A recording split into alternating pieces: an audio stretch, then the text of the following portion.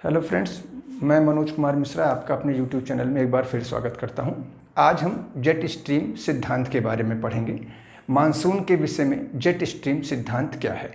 तो अभी तक हमने कौन कौन से सिद्धांत देखे। तापीय सिद्धांत देखा, दूसरा जो सिद्धांत देखा वो डायनेमिक सिद्धांत देखा, वो भी ITC-जेट पे था। दूसरा टेम्परेचर के डिफरेंस की वजह से या तापमान के डिफरेंस की वजह से, जिसको हैलिन ने दिया था, और उसको फ्लोन ने दिया था डायनेमिक या गतिक सिद्धांत, जो ITC-जेट के खिसकने की वजह से या दाब पेटियों के खिसकने की वजह से बन रहा है। आज बहुत इंपॉर्टेंट टॉपिक है जेट स्ट्रीम थ्योरी या जेट स्ट्रीम सिद्धांत। आपको ये पढ़कर बहुत मज़ा आएगा। अगर मैं अच्छा पढ़ा रहा हूँगा तो आप ज़रूर इसको शेयर करेंगे और सब्सक्राइब करेंगे। मुझे इसको कहने की ज़रूरत नहीं पड़ेगी, ठीक है। तो सबसे पहले हम जेट स्ट्रीम को पढ़ने से पहले जेट स्ट्रीम के बारे में जान लेते हैं कि जेट स्ट्रीम क्या है।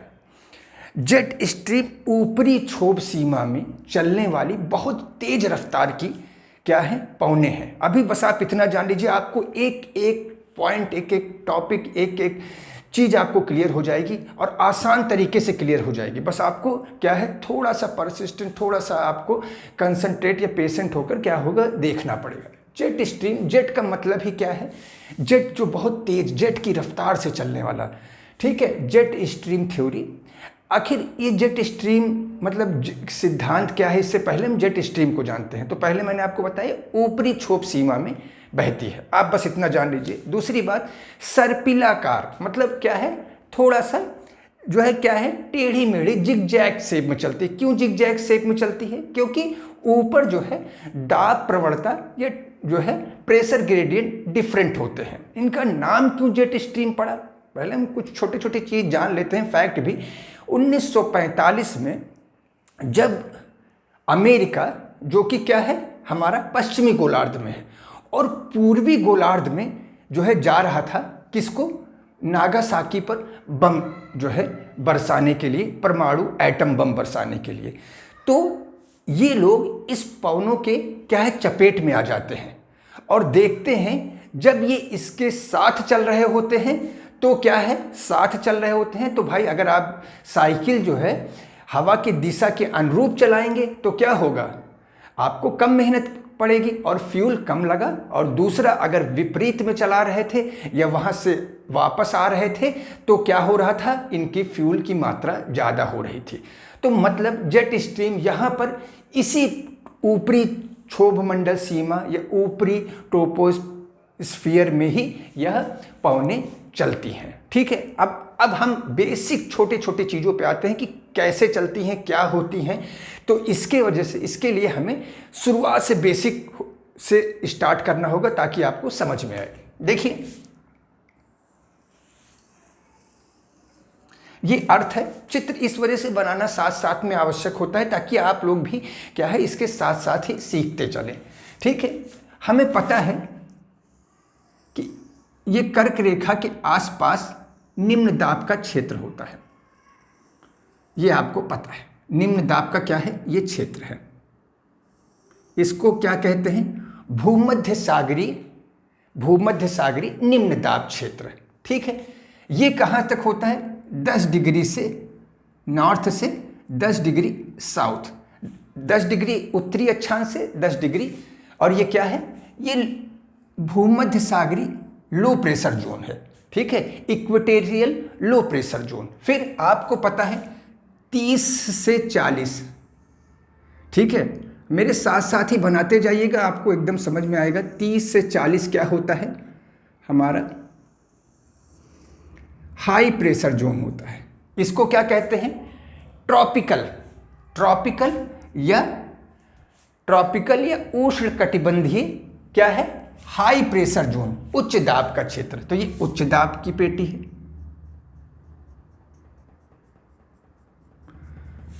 ये उच्च दाब की पेटी है, ये निम्न दाब की पेटी है, और ये 10 से नॉर्थ से 10 साउथ, ये 30 डिग्री से 40 सॉरी यहाँ पर 30 डिग्री से 40 डिग्री के बीच में, ठीक है, नॉर्थ है दोनों। इसी तरह दक्षिणी गोलार्ध में भी बनेगा। फिर ये क्या है, हाई प्रेशर जोन है, हाई है। फिर उसके बाद टेम्परेट की पेटी आती है, वो कैसी होती है? वो होती है लो प्रेशर। ठीक है। शीतोष्ण कटिबंधीय निम्न दाब का क्षेत्र, आपको जेट स्ट्रीम एकदम समझ में आ जाएगा, बस आप जो है धैर्यपूर्वक देखते जाइए। ठीक है। ये कहाँ से बनती है? 50 से 60 के बीच में। ठीक है। इसी प्रकार ये पेटियां इस तरफ भी बनेंगी। ठीक है। और फिर पोलर जोन की या शीत की, ये क्या है? ये आपको 80 से लेकर 90 तक। और ये कैसा होगा? ध्रुवीय उच्च दाब की पेटी, हाई। और फिर ये है लो प्रेशर जोन। ठीक है। आपको इतना सब कुछ समझ में आ रहा होगा। अब आपको पता है हमेशा पवनें क्या चलती हैं? हाई प्रेशर से लो प्रेशर की ओर चल रही हैं। अच्छे से आपको पता है। ठीक है। इधर इनको, ये पवनें किस दिशा से आ रही हैं? उत्तर और पूर्व। उत्तर पूर्व, तो इन्हें क्या कहा जाता है? उत्तर पूर्व या नॉर्थ ईस्ट व्यापारिक पवनें, नॉर्थ ईस्ट ट्रेड विंड्स। व्यापारिक पवनें या नॉर्थ ईस्ट ट्रेड विंड्स। ठीक है। अब हमको पता है इनकी दिशा इस तरफ क्यों है। इसी एरो की तरफ आप मूव कर लीजिए और ये पवनें अपनी दाहिनी ओर क्या है?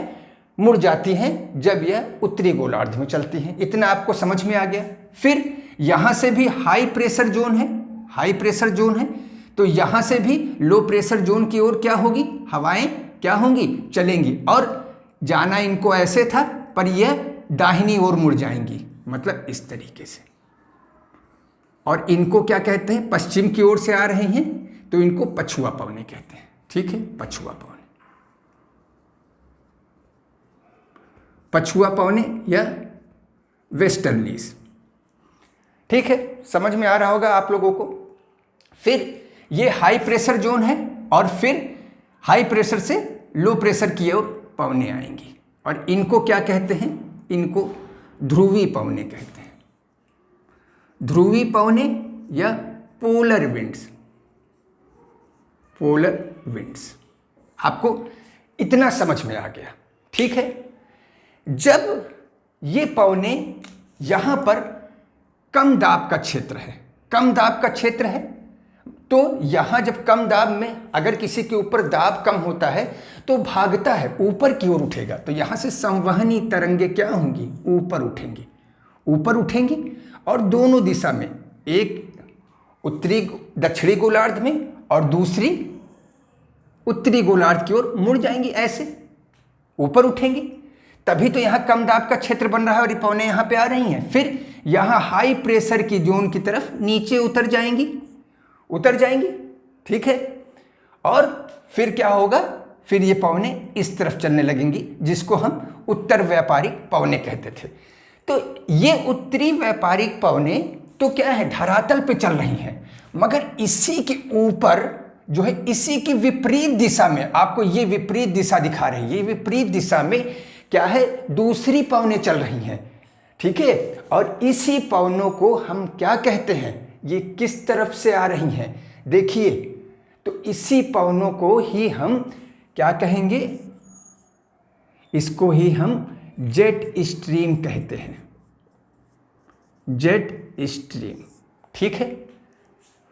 और ये क्या है? किस दिशा से आ रही हैं? तो इनको हम वेस्टर्ली जेट स्ट्रीम कहते हैं या पछुआ जेट स्ट्रीम। पश्चिम की ओर से आ रही हैं, एकदम इसी तरीके से जिस तरह ये हैं, यही डायरेक्शन है इनकी, पश्चिम की ओर आ रही हैं। और यह एक हवाओं का चक्र बना रही हैं, हवाओं का चक्र बना रही हैं। और इसको हम क्या कहते हैं? Hadley cell. क्या कहते हैं? एक एक चीज आप समझते जाइएगा। Hadley cell. कौन सा? हेडली कोष। हेडली कोष। फिर यहां पे देखिए, यहां पर भी लो प्रेशर जोन है, पवनें ऊपर उठेंगी, ज्यादा ऊपर नहीं उठ पाएंगे, क्योंकि आपको पता है क्षोभ सीमा जो है, क्षोभ सीमा हम ध्रुवों की ओर जाते हैं तो कम होता जाता है। क्यों? क्योंकि जो है यहां पर गर्मी अधिक पड़ती है, तो क्या होता है? वायुमंडल विरल होता है या रेयर होता है, इस वजह से पौने ऊपर तक होती है, वायुमंडल ऊपर होती है, इसी वजह से यहाँ पर जो इस सेल की ऊंचाई होगी वो क्या होगी, ज़्यादा होगी।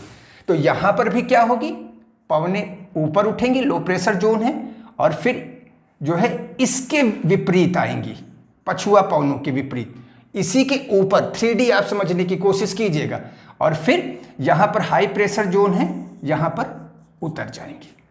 समझ में आ गया आपको? ठीक है। तो अब ये देखिए, ये गर्म पवने हैं और ये कैसी है, हाई प्रेशर से आ रही ठंडी पवने।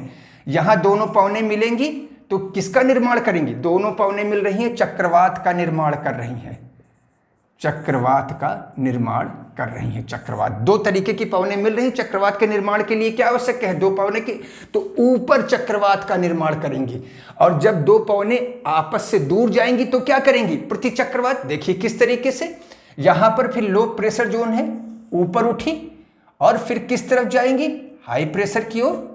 ठीक है, और धीरे धीरे इनकी ऊंचाई क्या होती है, कम होती जाती है, और फिर इस तरीके के चक्र।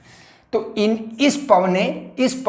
इस कोष को जो इस वाले पे चल रहा है 60 से किसके बीच में, 30 के बीच में, इस कोष को हम कहते हैं फेरल का कोष, फेरल का कोष या फेरल सेल।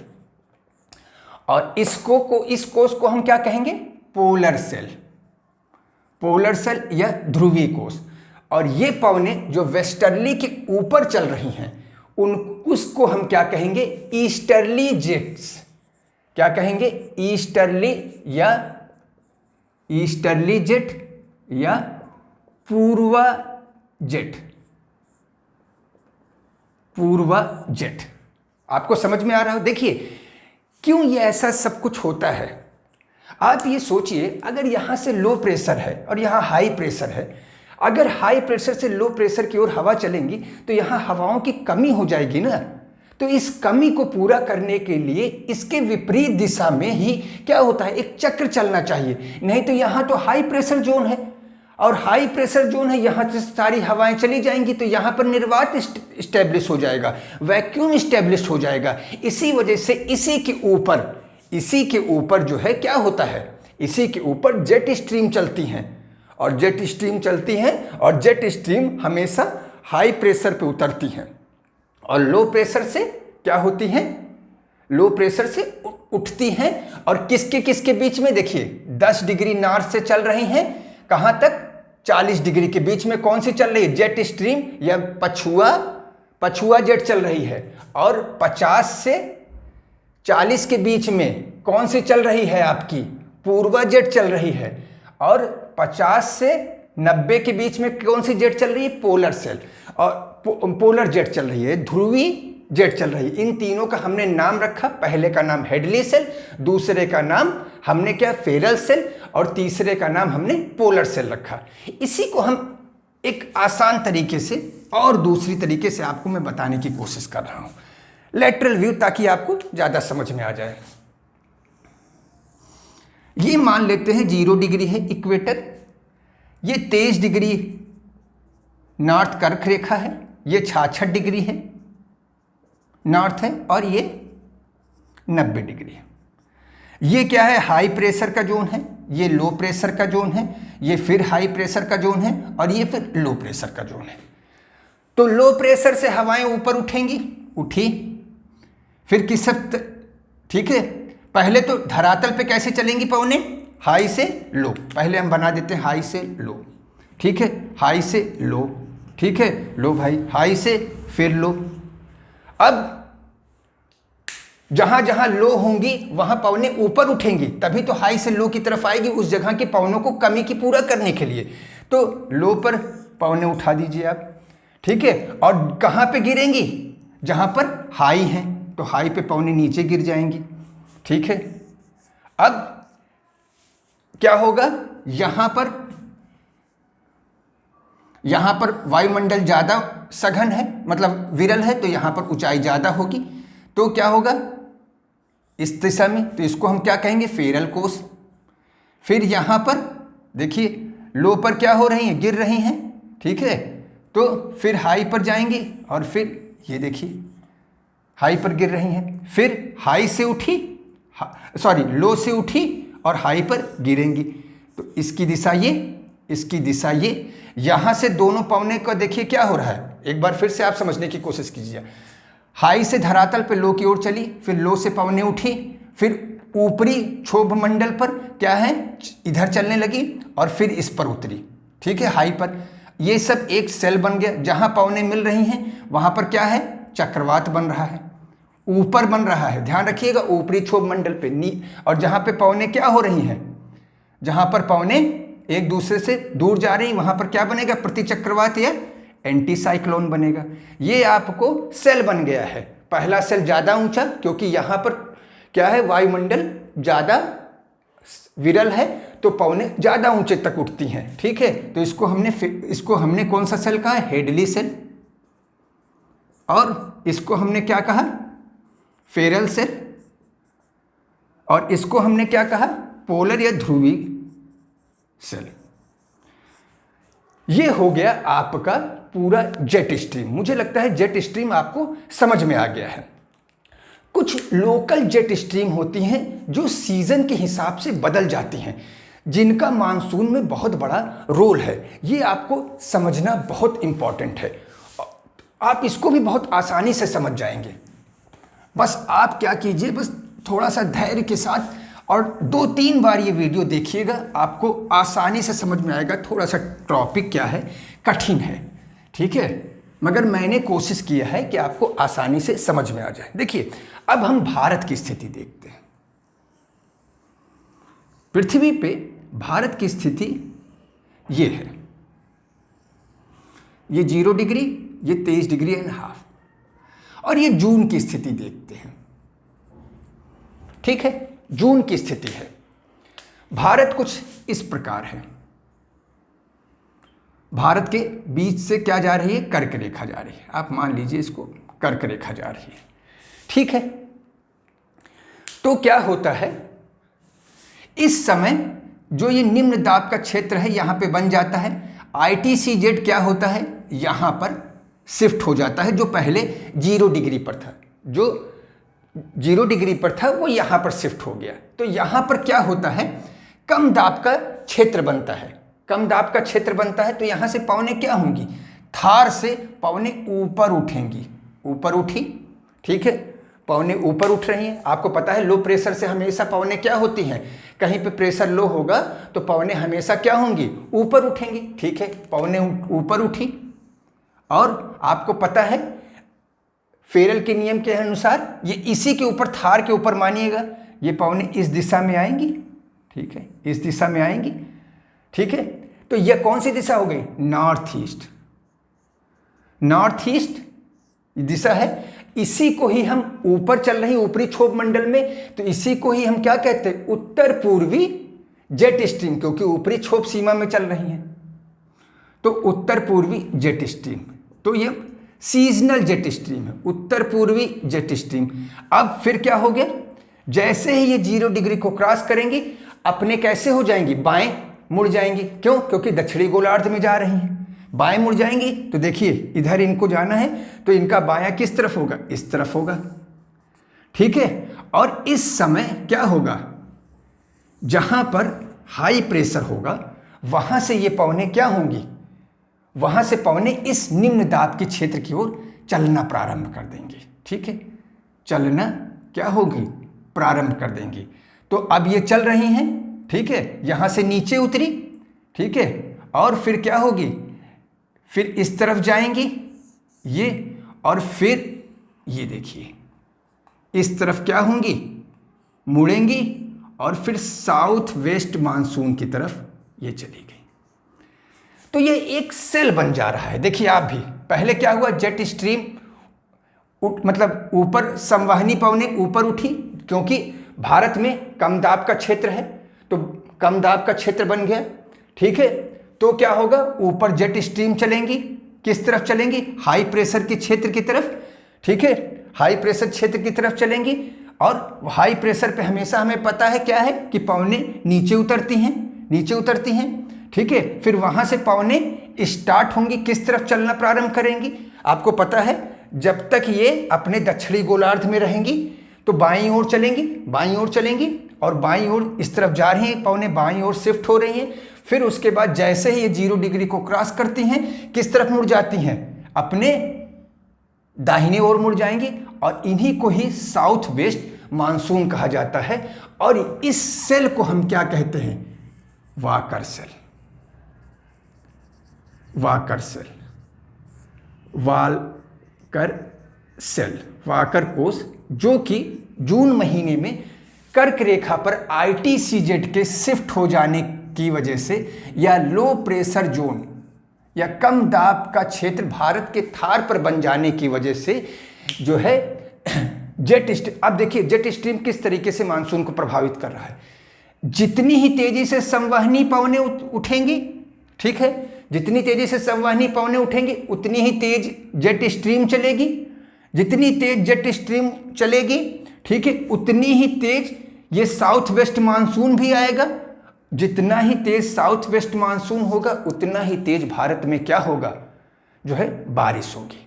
तो आपको समझ में आ गया, उत्तर पूर्वी या पूर्वा जेट स्ट्रीम से बनने वाला वाकर सेल ही क्या होता है?